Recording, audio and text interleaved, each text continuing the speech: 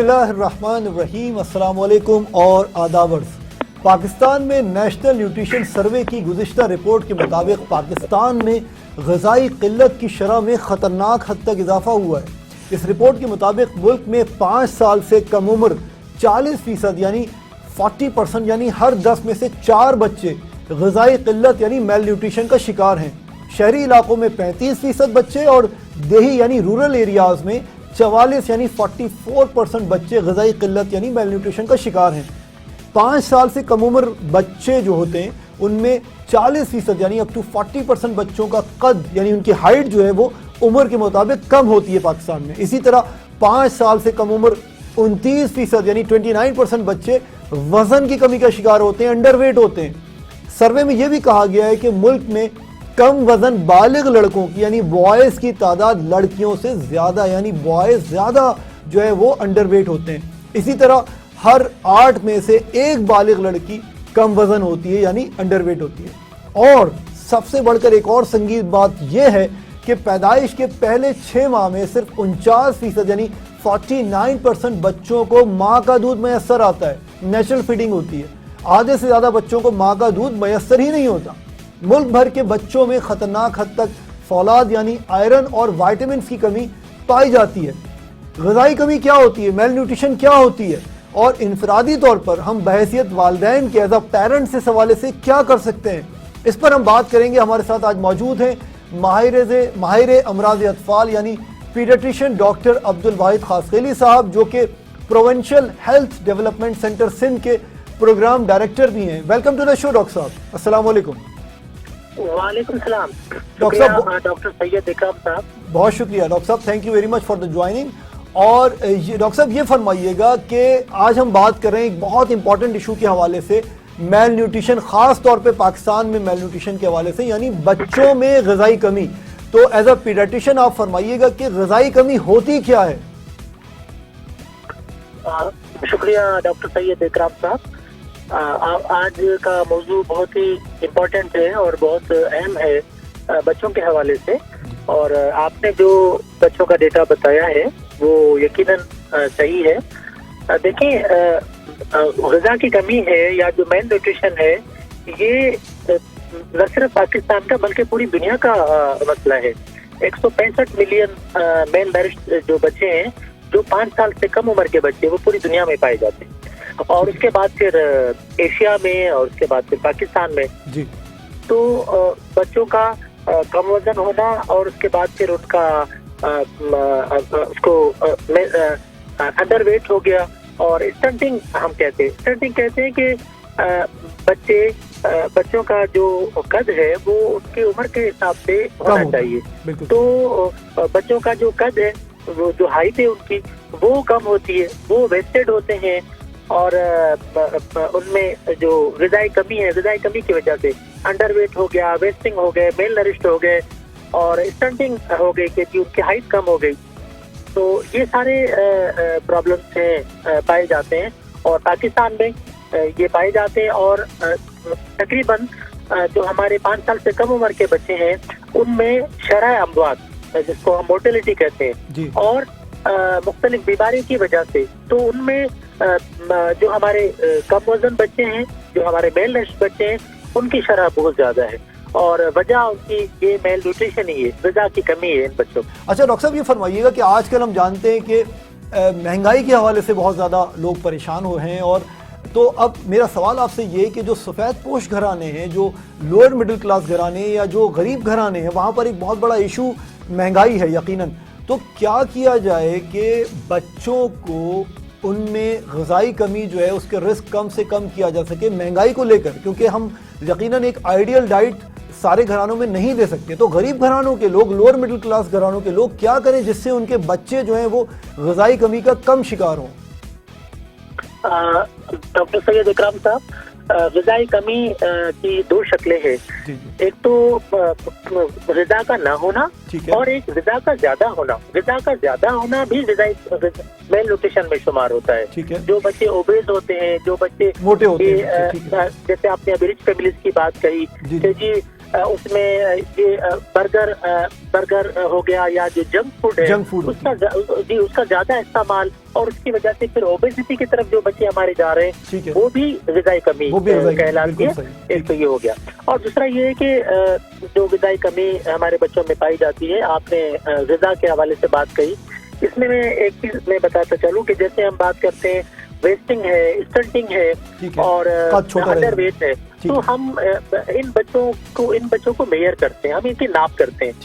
एक तो है हमारा तरीका मूक, जिसमें हम मिड अपर आर्म सरकमफ्रेंस, उससे हम ऊपर के बाजू को नापते हैं। जी, बाजू को हम जो है वो नापते हैं, और फिर हम उसको क्राइटेरिया मिलाते हैं कि ये बच्चा ग़िज़ा की कमी के किस दर्जे में है। बिल्कुल। उसके बाद फिर हम एंथ्रोपोमेट्री करते हैं। एंथ्रोपोमेट्री से मुराद ये है कि हम उस बच्चे का, अगर वेस्टिंग है, वजन कम है बच्चे का, तो हम उसको वेट और हाइट करते हैं। जी डॉक्टर साहब, माजरत मैं आपको वक्त हुआ एक ब्रेक का, हम इस बात को यहीं से कंटिन्यू करेंगे, मैं आपको यहाँ रोक रहा हूँ, और ब्रेक के बाद फिर हाजिर होते हैं, इसी बात को यहीं से कंटिन्यू करते हैं। स्टे ट्यून नाज़रीन, थैंक यू।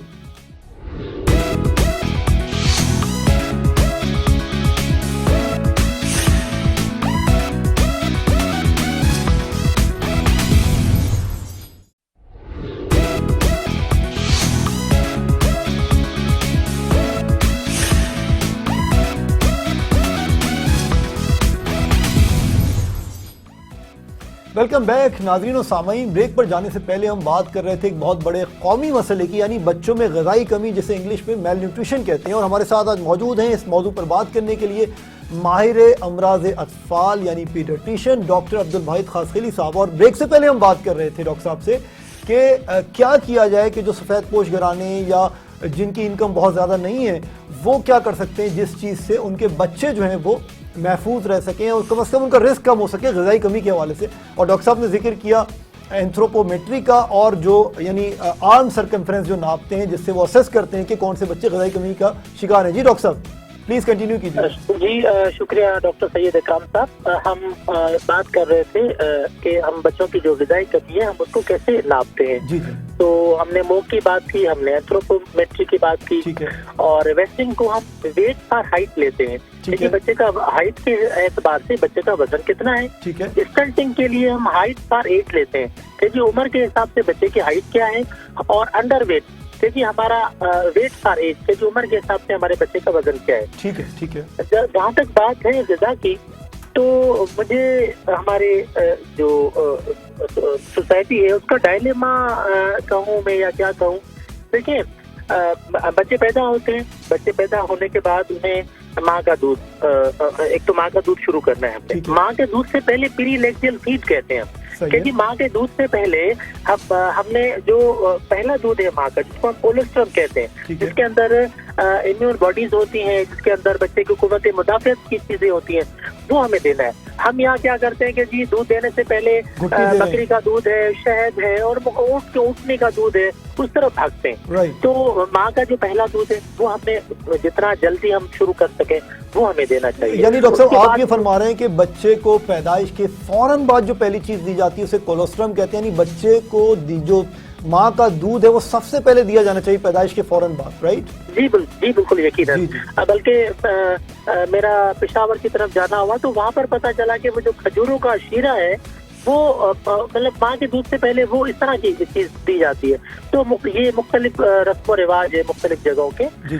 तो लेकिन बहरहाल उसके बाद माँ का दूध 6 माह तक तो मुकम्मल सिर्फ माँ का दूध 24 घंटे में 8 बार जितनी बार बच्चा मांगे तो माँ का दूध ही बच्चे के लिए मुकम्मल ग़िज़ा है। और उसके बाद फिर जब बच्चा 6 माह का हो जाता है तो फिर घर में जो फूड है बच्चे के लिए, मसलन गंदम है, आलू है, सूजी का हलवा है, चावल की खीर है, और बजाय इसके कि हम बाजार की बनी हुई चीजें जैसे सिरिलेक है, जैसे इस तरह की चीजें उनकी जरूरत नहीं है।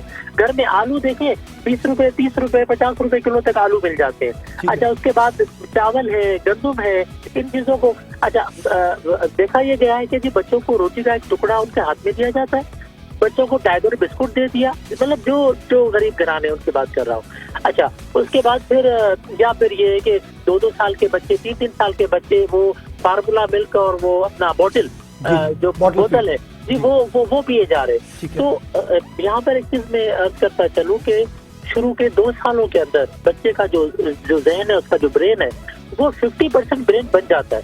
تو بچے کا جو ذہن ہے اس کو بننے کے لیے بچے کو مکمل غذا چاہیے. اس کو ماں کا دودھ بھی چاہیے، اس کو غذا میں تمام چیزیں، سبزیاں چاہیے اس کو، اور اس کو ان سبزیوں کے اندر پھر ساری وٹامنس ہیں، جیسے آپ نے کہا کہ جی آئرن ہے، وٹامن ڈی ہے، فولک ایسڈ ہے، وائٹامن اے ہے، مختلف وائٹامنس ہے، وائٹامن بی ہے، وائٹامن سی ہے، وائٹامن کے ہے، وائٹامن ڈی ہے. تو یہ ساری چیزیں اسے ملتی ہیں. اور جہاں تک بات ہے غذا کی، تو گھر کی بنی ہوئی غذا دن میں 3 سے 4 بار، اور 6 مہینے میں پتلی غذا نہ ہو. اور اس کے بعد پھر 9 مہینے تک ہم غذا کو جو ہے وہ مسل کر دیتے ہیں. 9 مہینے کے بعد پھر بچے کو ہم نے بغیر مسلی ہوئی غذا دیتے ہیں. تو اگر ہم بچوں کو، اور جہاں تک بات ہے غذا کی، تو غذا میں نہیں سمجھتا کہ غذا کی جو کمی ہے وہ اس کی وجہ کوئی زیادہ اویلیبلٹی ہے.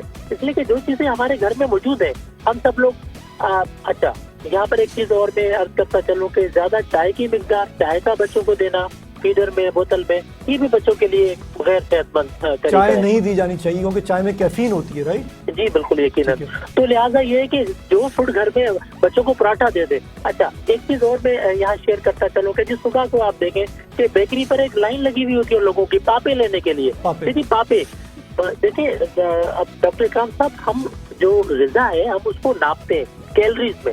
کیلریز سے مراد یہ ہے کہ جی ہم ایک چمچ میں اگر ہم نے آئل لیا تو آئل کے 1 چمچ میں 45 کیلریز ہے. 2 آئل کے چمچ لیے تو 90 کیلریز ہو گئی نا. 90 سے مراد ہے کہ 100 کیلریز ہو گئے. ہم نے چاول کے 4 چمچ لیے یا 6 چمچ لیے تو 100 کیلریز وہاں بن گئی. تو اگر ہم نے اس کو چاول، آئل، یا اگر ہم نے اس کو آدھا پراٹھا دیا یا ہم نے پراٹھے کا 1/4 حصہ دیا تو اس طرح بچے کو 100 سے 200 کیلریز ملتی ہے. ٹھیک ہے. ایک پاپے میں 5 کیلریز بھی نہیں ہوتی. تو آپ اس بچے کو اگر 20 پاپے تو کوئی بھی بچہ نہیں کھاتا. تو صبح ایک لائن لگی ہوئی ہوتی ہے کہ جی بچوں کو پاپے. تو یہ وہ چیزیں ہیں جن کا بچوں کی صحت سے کوئی تعلق نہیں ہے. بچوں کو کھانے میں چاول، بریانی، آپ ان کو نمکین بھی دے سکتے ہیں، آپ ان کو میٹھا بھی دے سکتے ہیں، اور آپ ان کو پراٹھا بنا کر دے دیں، آپ انہیں انڈا دے دیں، انڈا بنا کر دے دیں، آپ انہیں آلو دے دیں، آپ انہیں سوجی کا حلوہ بنا کر دے دیں، سوجی کی کھیر بنا کر دے دیں، چاول کی کھیر بنا کر دے دیں. یہ تمام وہ فوڈ ہے جو ہمارے گھروں میں موجود ہیں، اور ہماری ماؤں کو چاہیے کہ اپنے بچوں کو یہ والی غذا. ڈاکٹر عبدالواحد صاحب، آپ نے بہت زبردست پوائنٹ جو ہے وہ ابھی فرمایا ہے کہ کوانٹٹی سے زیادہ کوالٹی امپورٹنٹ ہوتی ہے کہ آپ بچے کو کیا کھلا رہے ہیں. اگر بچہ 20 پاپے کھا رہا ہے یا بہت ساری جنک فوڈ کھا رہا ہے، فرائز کھا رہا ہے باہر سے، تو اس کا مطلب یہ نہیں کہ وہ بڑا صحت مند ہو جائے گا، بلکہ وہ کیا کھا رہا ہے یہ زیادہ امپورٹنٹ ہے. تو یہ بڑا امپورٹنٹ پوائنٹ آپ نے بتایا. اچھا ڈاکٹر صاحب، اپنی ماں کے دودھ کا ذکر کیا، اس پہ تو کوئی دو رائے ہو ہی نہیں سکتی کہ ماں کا دودھ بڑا امپورٹنٹ ہے. جی ڈاکٹر عبدالواحد صاحب، میرا جو کوسچن ہے آپ سے وہ یہ ہے، اس حوالے سے میں مختصراً آپ کا جواب چاہوں گا اس پر، کہ بچوں کو جب 2 سال تک ہمیں ماں کا دودھ دیا جاتا ہے، اس کے علاوہ اور کوئی دودھ نہیں دیا جاتا، اور 6 مہینے بعد ہم گھر کی دوسری غذائیں انٹروڈیوس کروا دیتے ہیں، لیکن جب بچے 2 سال تک جو دودھ پیتے ہیں وہ صرف ماں کا دودھ ہوتا ہے، تو پھر ان میں باٹل فیڈنگ یعنی دوسری یا جو بھینس کا دودھ ہے وہ پینا چھوڑ دیتے ہیں، کیونکہ ان کا منہ جو ہے وہ عادی ہو چکا ہوتا ہے مدر فیڈ کا. تو اس مسئلے کو کیسے حل کیا جائے ڈاکٹر صاحب؟ 2 سال کی عمر کے بعد بھی تو دودھ پینا ہے نا بچے کو. ڈاکٹر اکرام صاحب شکریہ. دیکھیں، ہم نے ابھی بات کی ہے کہ بچے جب پیدا ہوتے ہیں تو پیدا ہونے کے بعد ہم بچوں کو ایکسکلوسیو بریسٹ فیڈنگ سے مراد یہ ہے کہ بچوں کو صرف اور صرف ماں کا دودھ ہم شروع کرتے ہیں، اور 6 ماہ کی عمر میں کمپلیمنٹری فیڈنگ سے مراد یہ ہے کہ جو گھر کا کھانا ہے وہ نرم غذا ہم انہیں وہ دن میں 3 بار وہ ہم شروع کرتے ہیں. اس کے بعد 9 ماہ میں 1 سال کا بچہ وہ کھاتا ہے جو ہم کھاتے ہیں، ہم جو بڑے کھاتے ہیں، مطلب وہ فیملی فوڈ کے ساتھ بیٹھ کر بچہ اپنا کھانا جو ہے وہ شیئر کرتا ہے. ایک چیز میں یہاں یہ بھی اپنا عرض کرتا چلوں کہ شیئرنگ سے مراد یہ ہے کہ جب بچوں کو ہم کھانا دیتے ہیں تو بچوں کی پلیٹ علیحدہ ہونی چاہیے. بچوں کو ہم اپنی ایک ساتھ دسترخوان ہونا چاہیے، دسترخوان ایک ساتھ ہونا چاہیے، لیکن بچوں کی پلیٹ علیحدہ ہونی چاہیے تاکہ ہمیں پتا چلے کہ بچوں نے اپنا کھانا کتنا کھایا. یہ ہو گیا. اچھا، اس کے بعد پھر جب بچے 1 سال کی عمر میں وہ کھاتے ہیں جو ہم بڑے کھاتے ہیں، اور 2 سال کی عمر میں بھی بچوں نے وہی کھانا ہے جو ہم بڑے کھاتے ہیں. صبح، دوپہر، شام اور ایک متوازن غذا سے مراد بیلنس ڈائٹ، بیلنس ڈائٹ. متوازن غذا سے مراد یہ کہ جی کھانے میں کاربوہائیڈریٹ، پروٹین، فیٹ اور فلوئڈ، یہ ساری چیزیں آ گئی.